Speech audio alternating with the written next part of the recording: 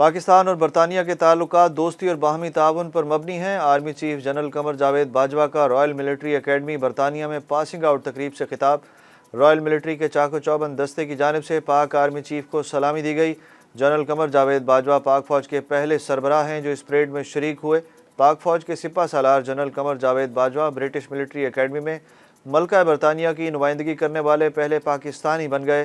Pakistan military academy کے 2 cadets عبداللہ اور مجتبیٰ بھی پاس آؤٹ ہونے والوں میں شامل تھے۔ شہباز گل کے جسمانی ریمانڈ کے حصول سے متعلق دائر درخواست ناقابل سماعت قرار دے دی گئی۔ اداروں کے خلاف اکسانے کے مقدمے میں گرفتار پی ٹی آئی رہنما کو جوڈیشل ریمانڈ پر جیل بھیج دیا گیا۔ دوران سماعت شہباز گل نے عدالت میں موقف اختیار کیا کہ نجی چینل پر میرے بیان کو توڑ مروڑ کر پیش کیا گیا، میں اداروں کی عزت کرتا ہوں۔ عدالت میں بیان دیتے ہوئے شہباز گل نے دعویٰ کیا کہ انہیں تشدد کا نشانہ بنایا گیا۔ کمرہ عدالت کے باہر میڈیا سے گفتگو کرتے ہوئے شہباز گل کا کہنا تھا کہ میں نے کوئی اعترافی بیان نہیں دیا۔ پاکستان کے لیے اچھی خبر، آئی ایم ایف سے قرض کے لیے اظہار آمادگی کا خط مل گیا۔ پاکستان کی طرف سے لیٹر سائن کر کے آئی ایم ایف کو واپس بھیجا جائے گا۔ پاکستان کے لیے آئی ایم ایف پروگرام کی بحالی میں اب صرف بورڈ کی منظوری باقی رہ گئی۔ بجلی کے نرخ میں 10 روپے فی یونٹ اضافہ کر دیا گیا۔ نیپرا نے جون کے ماہانہ فیول چارجز ایڈجسٹمنٹ کی مد میں 9 روپے 90 پیسے فی یونٹ اضافے کی منظوری دے دی۔ نوٹیفیکیشن بھی جاری۔ نوٹیفیکیشن کے مطابق اضافے کا اطلاق صرف اگست کے بلوں پر ہوگا۔ نئی قیمتوں کا اطلاق لائف لائن صارفین اور کے الیکٹرک صارفین پر نہیں ہوگا۔ ممنوعہ فنڈنگ کیس میں تفتیش کا دائرہ کار صوبوں تک وسیع کر دیا گیا۔ ایف آئی اے نے فنڈنگ کیس میں اکاؤنٹس کی چھان بین کے لیے 4 صوبوں اور اسلام آباد میں ٹیمیں تشکیل دے دیں۔ دوسری جانب سندھ ہائی کورٹ نے ممنوعہ فنڈنگ پر ایف آئی اے کی تحقیقات روکنے سے متعلق پی ٹی آئی رہنماؤں عمران اسماعیل اور سیما ضیاء کی درخواست مسترد کر دی۔ سابق وزیر اعلیٰ پنجاب حمزہ شہباز نے پرویز الہی کو وزیر اعلیٰ قرار دینے کے فیصلے کے خلاف سپریم کورٹ میں نظر ثانی درخواست دائر کر دی۔ حمزہ شہباز کی جانب سے درخواست میں وزیر اعلیٰ پنجاب پرویز الہی اور سابق ڈپٹی اسپیکر دوست محمد مزاری کو فریق بنایا گیا۔ درخواست میں استدعا کی گئی ہے کہ سابق ڈپٹی اسپیکر دوست محمد مزاری کی رولنگ کو آئینی قرار دیا جائے۔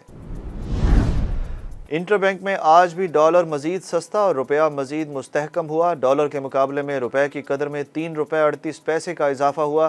ڈالر کی نئی قیمت 215 روپے 50 پیسے ہو گئی۔ اوپن مارکیٹ میں ڈالر 213 روپے کا ہو گیا۔ پاکستان سٹاک مارکیٹ میں بھی تیزی، 100 انڈیکس میں 386 پوائنٹس کا اضافہ، انڈیکس 42,629 پوائنٹس پر پہنچ گیا۔ پیٹرولیم مصنوعات کی قیمتوں میں 15 روپے فی لیٹر تک کمی کا امکان۔ ذرائع کے مطابق پیٹرول کی قیمت میں 12 اور ڈیزل کی قیمت میں 15 روپے تک کمی ہوگی۔ اوگرا کی جانب سے نئی قیمتوں کے تعین کے لیے سمری 13 اگست کو وزارت خزانہ کو ارسال کی جائے گی۔ وزیر اعظم کی منظوری کے بعد 15 اگست کو نئی قیمتوں کا اعلان ہوگا۔ پاکستان اور ترکیہ کے درمیان 2 طرفہ تجارت میں بڑی پیش رفت، دونوں ممالک کے درمیان ترجیحی تجارت کے معاہدے پر دستخط ہو گئے۔ وزیر اعظم شہباز شریف نے تقریب سے خطاب کرتے ہوئے کہا کہ تجارتی معاہدے سے پاکستان اور ترکیہ کی معیشت مزید مستحکم ہوگی۔ عوامی مسلم لیگ کے سربراہ شیخ رشید احمد نے کہا ہے کہ عدم اعتماد کے بعد اب میرا اسٹیبلشمنٹ سے کوئی رابطہ نہیں۔ لال حویلی میں پریس کانفرنس کرتے ہوئے سابق وزیر داخلہ کا کہنا تھا کہ ملک میں 13 حکمران پارٹیاں اور اکیلا عمران خان ہے۔ اسٹیٹ بینک 7 ارب ڈالر پر آ گیا، آٹا 100 روپے کلو ہو گیا۔ تمام طاقتیں ملک کو تباہی اور تصادم سے بچا لیں۔ علی پور میں زہریلی شراب نے کئی گھرانے اجاڑ دیے۔ زہریلی شراب پینے سے ہلاکتوں کی تعداد 10 ہو گئی۔ ہلاکتوں میں مزید اضافے کا خدشہ۔ آر پی او ڈیرہ غازی خان نے واقعے کا نوٹس لے لیا۔ مظفر گڑھ پولیس کو علی پور واقعے کے ذمہ داران کو فوری گرفتار کرنے کی ہدایت۔ 3 ایک روزہ میچز کی سیریز کے لیے قومی اسکواڈ نیدرلینڈز کے شہر ایمسٹرڈم پہنچ گیا۔ نیدرلینڈز کے خلاف 3 ون ڈے میچز 16، 18 اور 21 اگست کو کھیلے جائیں گے، جبکہ تمام ون ڈے میچز نیدرلینڈز کے شہر روٹرڈیم میں ہوں گے۔